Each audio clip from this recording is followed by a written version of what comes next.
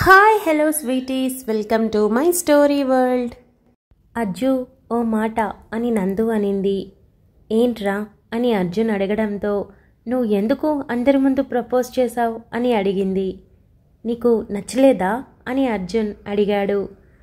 నందు అలానే దిండు మీద పడుకొని అర్జున్ మసాజ్ చేస్తూ ఉంటే కళ్ళు మూసుకొని, అరే పిచ్చి, అంత బాగా ప్రపోజ్ చేస్తే ఎవరికిరా నచ్చదు, మళ్ళీ తొక్కలో ప్రశ్న వేస్తున్నావు. కానీ సడన్గా ఏంటని అర్థం కాలేదు. చాలా సంతోషంగా మాత్రం అనిపించింది. అసలు ఎంత హ్యాపీగా ఫీల్ అయ్యాను అంటే నేను మాటల్లో కూడా చెప్పలేను. నువ్వు చెప్తూ ఉంటే ఒక్కసారిగా నా 16 ఏళ్ల ప్రాయం నుండి తిరిగి ఇక్కడి వరకు వచ్చాను అంతలా కనిపించింది. పైగా తిరిగి చూస్తే నా టీనేజ్ దగ్గర నుండి ఇక్కడి వరకు మొత్తం నువ్వే ఉన్నావు, నా లైఫ్ మొత్తం నువ్వే ఉన్నావు అని నందు అనింది. కదా, అవును, నీ లైఫ్ మొత్తం నేనే ఉన్నాను, ఇంకెవరూ లేరు, రారు కూడా అని అర్జున్ నవ్వాడు. అనుకోకుండా పక్కింట్లోకి వచ్చాను కదా అని నందు అనడంతో, హలో, ఫస్ట్ మన పరిచయం డీమార్ట్లో జరిగింది. అదే రోడ్ మీద గొడవ కాకుండా నార్మల్గా. నాతో చాలా బిల్ చేయించావు, అన్నీ కొనుక్కున్న నువ్వు కారులో పారిపోయావు, ఇంకా నువ్వు నాకు ఆ డబ్బులు బ్యాలెన్స్ ఉన్నావు అని అర్జున్ టీజింగ్గా అన్నాడు. నా మొగుడు ఇస్తాడు తీసుకో అని నందు అనడంతో అర్జున్ నవ్వుతూ, నిజంగానే నేను చాలా లక్కీ నందు. ఒకవేళ నువ్వు అనే ఒక అమ్మాయివి నా లైఫ్లో లేకపోతే మేబీ ప్రియాని లవ్ చేసి పెళ్ళి కూడా చేసుకొని ఉండేవాడిని. కానీ ఇంత హ్యాపీగా అయితే ఉండేవాడిని కాదు. ఎందుకంటే ప్రియాకి ఇన్సెక్యూరిటీస్ ఎక్కువ, జెలస్ ఎక్కువ, పొసెసివ్నెస్ ఎక్కువ. అన్నీ ఎక్కువ ఉన్న అమ్మాయికి నేను అస్సలు సరిపోను. ఖచ్చితంగా పెళ్ళయ్యాక చాలా సఫర్ అయి అనవసరంగా లవ్ మ్యారేజ్ చేసుకున్నాను అని తెగ ఫీల్ అయిపోయేవాడిని. ఎందుకంటే నాకు అలాంటి బిహేవియర్ నచ్చదు. అందరితో కలిసిపోవాలి, కలివిడిగా ఉండాలి, అందరినీ మన వాళ్లే అనుకోవాలి. అలాంటి అమ్మాయి అయితే నాకు సూటబుల్. ఇప్పుడు అనుకుంటున్నాను, నువ్వు నా లైఫ్లోకి వచ్చి చాలా మంచి పని చేసావు. ప్రియాకి నువ్వు తప్పుగా కనిపించి ఇంకా మంచి పని చేసావు. అందుకే కదా నన్ను వదిలేసింది, అందుకే కదా నువ్వు నాకు దొరికావు అని అర్జున్ అన్నాడు. నందు నవ్వుతూ, తెలుసా, ఇంటర్ నుండే నేను నిన్ను ఇష్టపడ్డాను. ఈ విషయం విక్కీకి తప్ప ఎవరికీ తెలీదు. దివ్యకు కూడా అంతగా చెప్పలేదు నేను ఎప్పుడు, ఎందుకంటే వాడు కనిపెట్టేశాడు, తెలివైనోడు అని నందు అనింది. అవునా అని అర్జున్ అడగడంతో, అవును, ఒకరోజు నువ్వు ప్రియా గురించి, అదే జాబ్కి వెళ్ళాలా లేదా, ప్రియా కోసం ఇక్కడే జాయిన్ అవ్వాలి అని సతమతమయ్యేటప్పుడు నేను నీతో మాట్లాడాను కదా.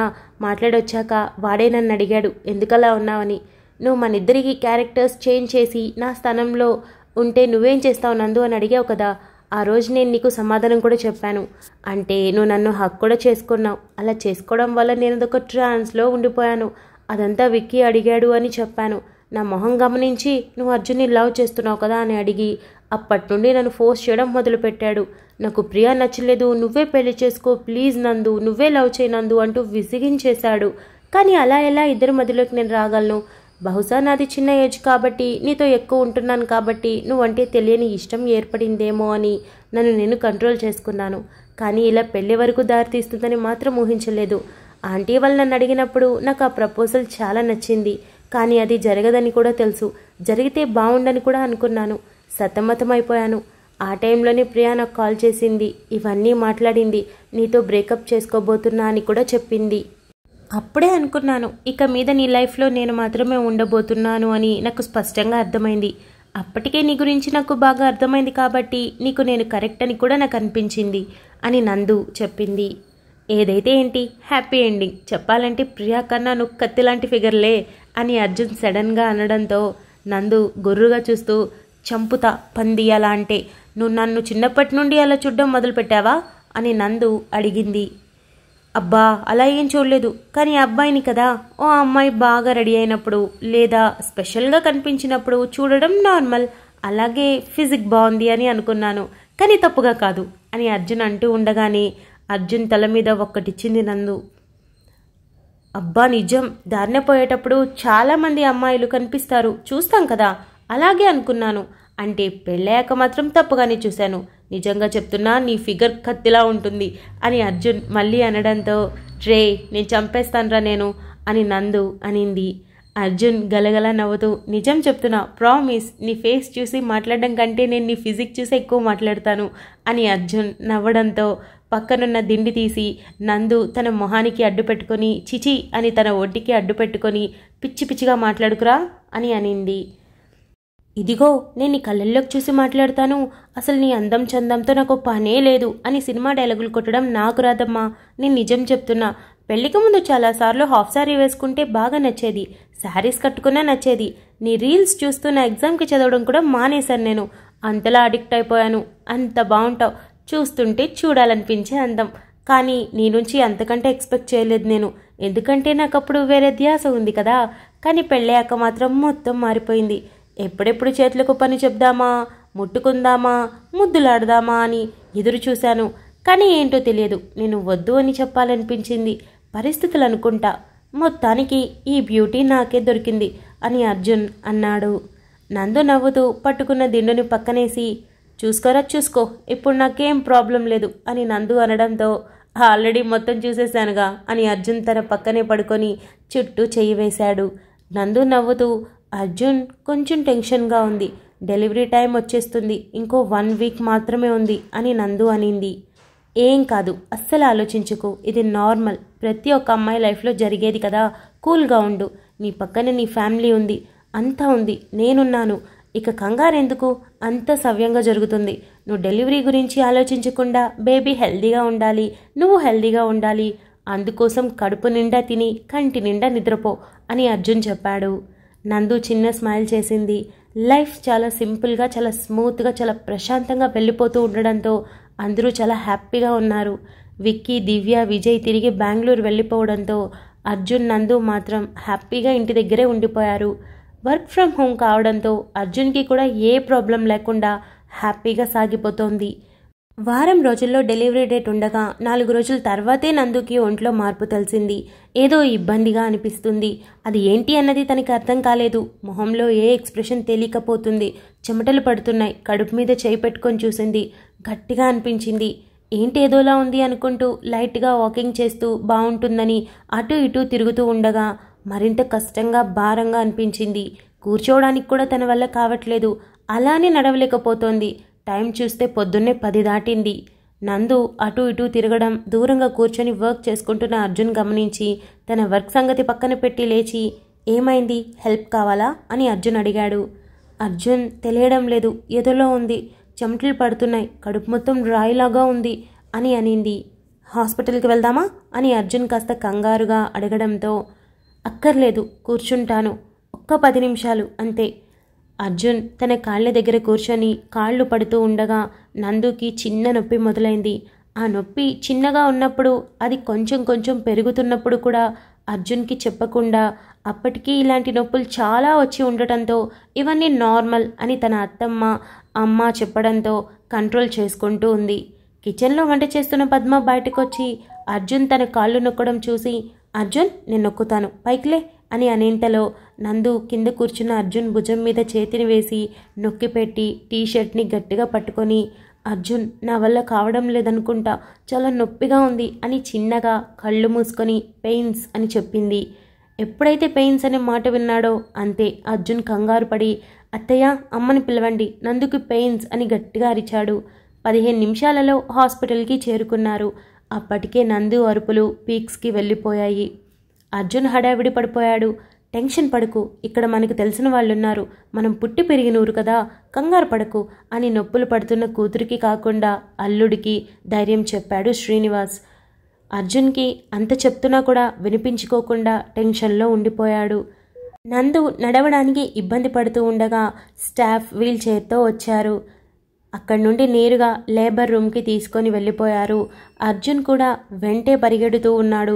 సుబ్బు, పద్మ మాత్రం అవన్నీ సర్వసాధారణమే అని తెలిసి ఎక్కడో చిన్నపాటి టెన్షన్ మాత్రమే ఉండటంతో మెల్లగానే వస్తున్నారు. అందరూ లేబర్ రూమ్ బయట నిలబడిపోయారు. అర్జున్ మాత్రం నర్సుతో పాటు లోపలికి వెళ్ళాడు.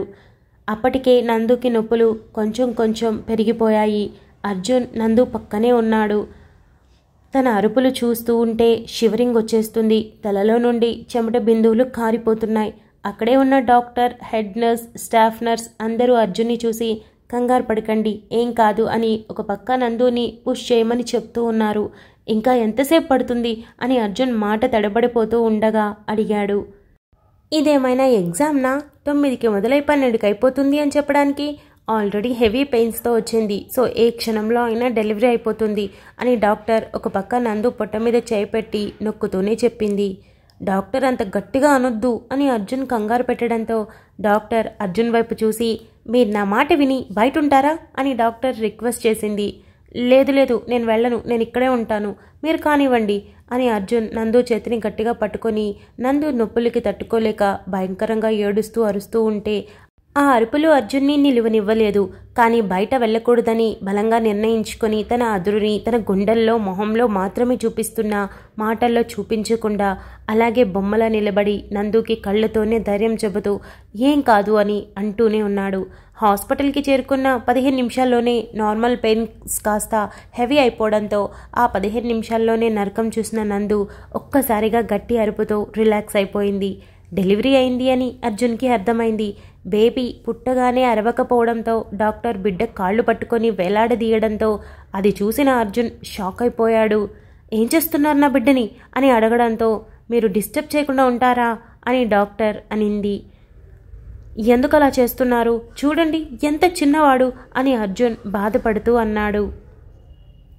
అర్జున్ కళ్ళల్లో వాటర్ చూడగానే డాక్టర్ నవ్వుకొని చిన్నవాడు కాదు చిన్నది, పాప పుట్టింది అని చెప్పి వీపు మీద బలంగా కొట్టడంతో ఒక్కసారిగా కెవ్వుమని ఏడుపు లంకించుకుంది పాప. పాప ఏడుపు వినగానే అర్జున్కి ఒక్కసారిగా చేతి మీద వెంట్రుకలు నిక్కబడుచుకున్నాయి. ఏదో తెలియని గొప్ప సంతోషం తన మొహంలోకి వచ్చి చేరిపోయింది. వెంటనే పాపని డాక్టర్ నర్స్ చేతికిచ్చి క్లీన్ చేసి పీడియాట్రిషియన్ దగ్గరికి తీసుకుని వెళ్ళండి అని చెప్పి అర్జున్ వైపు తిరిగి అర్జున్ కంగ్రాచ్యులేషన్స్, శుక్రవారం పూట మహాలక్ష్మి పుట్టింది అని చెప్పింది. థ్యాంక్ యూ సో మచ్ అని నందు వైపు చూడగా నందు కళ్ళు మూసుకొని నీరసంతో అలాగే ఉండిపోవడంతో డాక్టర్ నందు నిద్రపోతుంది లేపరా అని అన్నాడు.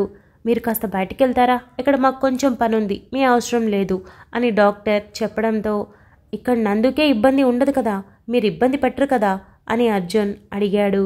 డాక్టర్ చిన్న నవ్వుతో పేషెంట్లని మేమెందుకు ఇబ్బంది పెడతాం, వాళ్లకున్న ఇబ్బంది తీర్చేదే మేం కదా, నువ్వు బయటికి వెళ్ళు, అందరికీ హ్యాపీ న్యూస్ షేర్ చేసుకో అని చెప్పడంతో అర్జున్కి వదలాలి అని లేకపోయినా నందు చేతిని వదలబోతుంటే నందు చాలా గట్టిగా పట్టుకొని ఉంది. చూడండి నందు నా చేయి వదలట్లేదు, మీరేం చేయాలనుకుంటున్నారో చేసుకోండి అని అర్జున్ అనడంతో అది కాదు అర్జున్, నువ్వు ఉండకూడదు, వెళ్ళు అని డాక్టర్ ఫోర్స్ చేయడంతో అర్జున్ బలవంతంగా నందు చేతిని విడిపించుకొని బయటికి వెళ్ళాడు. అర్జున్ని చూడగానే సుబ్బు పరిగెత్తుకుంటూ వచ్చి హక్ చేసుకొని నువ్వు తండ్రి వైపోయావురా అని అనడంతో అవునమ్మా భలే హ్యాపీగా ఉంది అని అర్జున్ సుబ్బుని ఊపేస్తూ సడన్గా సైలెంట్ అయిపోయాడు. అందరూ కంగ్రాచ్యులేషన్స్ అని చెప్తూ ఉండగా అర్జున్ సైలెంట్ అయిపోవడంతో అర్థం కాక ఏమైంది అర్జున్ అని శ్రీనివాస్ అడిగాడు. అక్కడ నా నందు ఎంత కష్టపడిందో తెలుసా, నేనేమో ఇక్కడ నవ్వుతూ సెలబ్రేట్ చేసుకుంటున్నాను, తనేమో అక్కడ నీరసంగా ఉంది, తప్పు కదా అని అర్జున్ అన్నాడు. కాదు, కావాలంటే నందుకి స్పృహ వచ్చాక వెళ్ళి నువ్వు చాలా కష్టపడ్డావు కదా సారీ అని చెప్పి చూడు, తను ఏమంటుందో. తనే కాదు ఈ ప్రపంచంలో ప్రతి ఆడపిల్ల కాన్పు అయ్యాక నువ్వు చాలా ఇబ్బంది పడ్డావు కదా అని అడిగితే పడ్డాను కానీ నాకు ఇప్పుడు అవేవి గుర్తులేదు అని చెప్తుంది. గమనించావు కదా అర్జున్ ఎంత నరకం చూసిందో, కానీ 5 నిమిషాలకే గుర్తులేదు అని చెప్పడం విచిత్రంగా ఉంది కదా. అంతే, ఎందుకంటే పక్కనే ఉన్న బిడ్డ, ఆ బిడ్డకి కారణమైన తండ్రి మొహంలో సంతోషం, ఈ రెండూ చూసిన ఏ ఆడపిల్లైనా ఆ మాటనే చెప్తుంది అని శ్రీనివాస్ అన్నాడు. ఏదేమైనా డెలివరీ అంటే చాలా పెయిన్ఫుల్, చాలా కష్టం, నా వల్ల కాలేదు, గుండెల్లో దడ పుట్టింది అని సుబ్బు వైపు పద్మ వైపు చూసి మీరు చాలా గ్రేట్ అని అర్జున్ అన్నాడు. అదే అర్జున్ విచిత్రం, వంటగదిలో కూరగాయలు తరిగేటప్పుడు వేలు కట్టయితేనే అల్లాడిపోయే ఆడవాళ్ళు, లేదా ఏదైనా వేడిగా ఉన్న వస్తువు ముట్టుకుంటే అబ్బా అంటూ నొప్పికి విలవిల్లాడిపోయేవాళ్ళు ఈ డెలివరీ పెయిన్స్ మాత్రం ఎలా తట్టుకుంటారో ఆ భగవంతుడికే తెలియాలి. తెలుసా, అంత హెవీ పెయిన్స్ మన మగాళ్ళు అస్సలు భరించలేరు అని శ్రీనివాస్ అన్నాడు. అదృష్టం బాగుంది, చాలామంది హాస్పిటల్లో అడ్మిట్ అయి 2-3 రోజుల తర్వాత డెలివరీ అయింది అని చెప్తారు. ఆ 3 రోజులు ఎంత నరకం. కానీ నా నందుకి రావడం 15 మినిట్స్లో డెలివరీ కూడా అయిపోయింది. విచిత్రంగా అనిపిస్తుంది కదా. అంతవరకు ఇంట్లో ప్రశాంతంగా ఉన్న మనకి ఇప్పుడు చూడండి, నేను తండ్రిని అయిపోయాను, మీరు అమ్మమ్మ తాతయ్య, నానమ్మ తాతయ్య అయిపోయారు అని అర్జున్ అన్నాడు.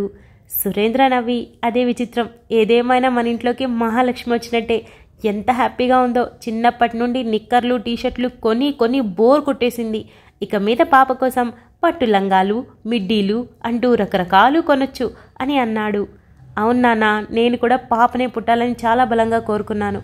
కోరిక తీరిపోయింది అని అర్జున్ అనడంతో, తప్పుకోండి సార్ అని నర్స్ అనడంతో అర్జున్ వెనక్కి తిరిగి చూశాడు. Thank you so much for listening guys. Update నచ్చినట్టయితే లైక్ చేయండి, షేర్ చేయండి, కమెంట్ చేయండి, అలానే సబ్స్క్రైబ్ చేసుకోండి. వచ్చేసాను ముచ్చట్లకి. కామెంట్స్ అన్నీ చూశాను. అందరూ మంచిగా ఇంటికి వెళ్ళిపోయారా, రెస్ట్ తీసుకోండి, అంటే ఆడవాళ్ళగా ఎంత వర్క్ ఉంటుందో బయటికి వెళ్ళొచ్చాక మాకు తెలుసు, మేము అర్థం చేసుకుంటామని. అయ్యో ఎంత ముద్దుగా కమెంట్ చేశారో. నాకైతే చాలా హ్యాపీగా అనిపించింది. ఎందుకంటే కొందరు ఏంటంటే టైం టు టైం ఇవ్వాలి, మేము సబ్స్క్రైబ్ చేసుకున్నాం, మేము మీ అప్డేట్ కోసం ఎదురు చూస్తున్నాం, మిస్ చేశారు, ఎందుకు చేస్తున్నారు అని క్వశ్చనే చేయకుండా నీట్గా అర్థం చేసుకొని చక్కగా సపోర్ట్ చేయడం అది అందరూ చేయాలని లేదు, రూల్ ఏం లేదు కదా, కానీ అందరూ చేశారు. ఎంత హ్యాపీగా అనిపించిందో. నాకున్న స్ట్రెస్ అదంతా దెబ్బకి ఎగిరిపోయింది. చాలా హ్యాపీగా అనిపించింది. చాలా చాలా చాలా థ్యాంక్స్ మీ అందరికీ. ఎందుకంటే ఫస్ట్ నుండి ప్రతి దాంట్లో సపోర్ట్ చేస్తూ వస్తున్నారు. నేను డౌన్ అయినప్పుడు లేదంటే ఓవర్ హ్యాపీగా ఉన్నప్పుడు ఆ హ్యాపీనెస్ని ఎంజాయ్ చేశారు. నేను డౌన్ అయితే మళ్ళీ నన్ను ఖుషి చేశారు. ఇట్లా ఏదైనా ఇబ్బందిలో ఉన్నప్పుడు సర్దుకున్నారు. సో అన్నింటికి కలిపి ఒక పెద్ద థ్యాంక్స్. ఇక అప్డేట్ ఎలా అనిపించింది? అర్జున్ తండ్రి అయిపోయాడు. సో నెక్స్ట్ అప్డేట్ రేపు మార్నింగ్ మనకి అర్జున్ నందునే వస్తారు. ప్యాటర్న్ మిస్ అవ్వకుండా రేపటి నుంచి నార్మల్గా వస్తుంది. ఇవాళ రివర్స్లో ఇవ్వడానికి రీజన్ ఏంటంటే మధు దేవాంశ్ కోసం ఎక్కువ మంది ఆ అప్డేట్ కోసం ఎదురు చూశారు కదా. నేను కూడా ఈ ట్రావెలింగ్లో పడి ఒకే అప్డేట్ ఇచ్చాను, అందుకు అది మిస్ అవుతున్నారని ముందు ఇచ్చాను అనమాట. అది విషయం. ఇకపోతే ఇంకా విశేషాలు చాలా ఉన్నాయి. చక్కగా అన్నీ తిరిగాను, హ్యాపీగా ఎంజాయ్ చేశాను. బయట ఎండ తాకిడి ఎక్కువగానే ఉంది, కానీ మనం తిరగడంలో పడితే అవేం తెలియదు కదా. సో అదనమాట. బాగా ఎంజాయ్ చేశాను. ఎక్కువ మంది ఏం వెళ్ళలేదు కదా, జస్ట్ 4 మెంబర్సే కాబట్టి మంచిగా అనిపించింది నాకు కూడా. చాలా రోజుల తర్వాత చాలా రిలాక్స్ అయ్యాను. వెళ్ళిన ట్రిప్ కంటే కూడా 2 డేస్ 1 డే ఎక్స్ట్రాగా ఉన్నామన్నమాట ఒక చోట. షిరిడీ వెళ్ళాము. షిరిడీకి వెళ్ళిన అక్కడే 1 డే ఎక్కువగా స్పెండ్ చేసామన్నమాట. 1 డే వెళ్ళడం రావడం బిజీగా ఉంటే ఎంజాయ్ చేసినట్టు ఏమనిపించదు, దేవుని చూసిన తృప్తి కూడా అనిపించదు నాకు. సో అందుకనేసి వెళ్ళి 1 డే ఎక్స్ట్రాగా ఉండి రెస్ట్ తీసుకొని లోకల్లో అక్కడ కొంచెం అంతా తిరిగేసి కొంచెం షాపింగ్ చేసుకొని ఆ తర్వాత పక్క రోజు శనిశింగణాపూర్కి వెళ్ళాము. అక్కడ దర్శనం బాగా చేసుకొని తిరిగి వచ్చి బయలుదేరి హైదరాబాద్ వచ్చి బోల్డంతా షాపింగ్ చేసుకొని తిరిగి ఇక్కడికి వచ్చామన్నమాట. అమ్మాయిలకి ఆన్లైన్ యాప్స్ ఎన్నున్నా ఎంత షాపింగ్ చేస్తున్నా మనం వెళ్ళిన చోట ఏదైనా కొంటేనే ఆ తృప్తి ఉంటుంది అనమాట. మీకు కూడా అంతేనా? నాకైతే అంతే. ముఖ్యంగా అదేందో ఆడపిల్లలు ఉంటే అది కొనాలి ఇది కొనాలి అనిపిస్తుంది. అలాంటి వాళ్ళు లేనప్పుడు మనకే ఎక్కువ కొనుక్కోవాలనిపిస్తుంది కదా. సో అదే చేశాను. పిల్లలకు కూడా మస్తు కొన్నాను, బొమ్మలు అని అది ఇది చాలా తీసేసుకున్నాను. ఎందుకు వేస్ట్ అయ్యి 1 గంట కూడా ఉండవు అని నాకు తెలుసు, అయినా కూడా కొన్నాను. పిచ్చి అదేదో పిచ్చి తెల్లారలేదు అని అంటారు కదా, అట్లా అనమాట. మంచిగా అయితే ఎంజాయ్ చేశాను, హ్యాపీగా అనిపించింది. మళ్ళీ నెక్స్ట్ మంత్ ప్లాన్ చేస్తున్నా. ఈసారి డివోషనల్ ట్రిప్ కాదు, మంచిగా ఎంజాయ్ చేయడానికి. సో అది కూడా సక్సెస్ అయిపోవాలని కోరుకుంటున్నా. చాలా ఇయర్స్ అయిపోయింది కదా బయటికి వెళ్ళి. సో అందుకు ఇలాంటి సపోర్టే నాకు అప్పుడు కూడా ఉండాలి, ముందుగా చెప్పేస్తున్నాను. సో అది విషయం. ఇక అంతే ముచ్చట్లు. మనం రేపు మార్నింగ్ కలుసుకుందాం. అంతవరకు keep smiling, stay healthy, bye guys.